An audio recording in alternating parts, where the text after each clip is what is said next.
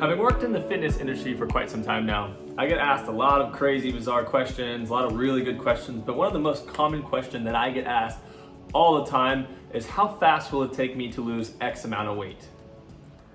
Oh no, oh no, oh no, no, no, the dreaded scale, right?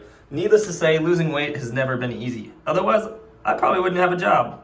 But just like you didn't wake up one day and gain those love handles, it takes a little bit of time for you to lose it properly.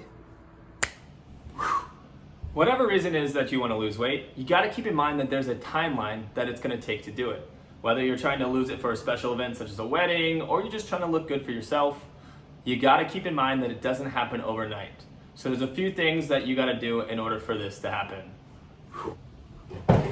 All right, guys, now the first place to start is by having a caloric deficit.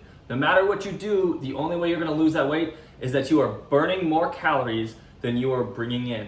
So always start in the kitchen and add that exercise with it on top.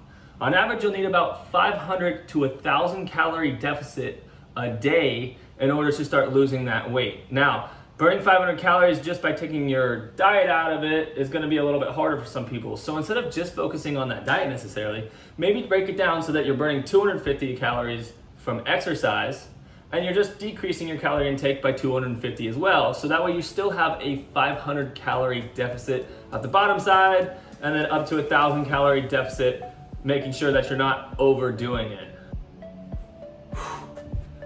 All right, so to finally answer that question you guys were wondering, how fast can you appropriately lose body fat? The answer is 1 to 2 pounds per week. So in a month, thinking 4 weeks, you can lose up to 10 pounds. So if you have that wedding date coming up, or you're trying to get ready for the summer to get your beach body right, you got 3 months, keep in mind, you're only gonna lose up to about 30 pounds of body fat in that time frame if you're doing everything perfectly correct. Now, that also being said, if you have a little bit more weight and you're considered overweight or obese in the BMI scale, you may lose a little bit on the higher range of that in the beginning, but as you start to get closer to your normal body weight, it's gonna be a little bit on the lower side. That also being said, another factor to keep in mind is sometimes the scale comes down a little bit and it's not going down as slow as you can, but you can see that body fat coming off. And the reason that is, and every trainer is gonna show you this beautiful photo, because you may also be gaining muscle with it. Remember, muscle actually weighs more than fat. So as you gain muscle, you're lifting weights, you may increase your weight from that muscle while decreasing your weight from your body fat. So again, weight is also relative. That's why most trainers look at body composition. To re-summarize everything we talked about, make sure you're increasing your exercise, decreasing your calories so that you're having a larger caloric deficit of about 500 to 1,000 calories, staying consistent.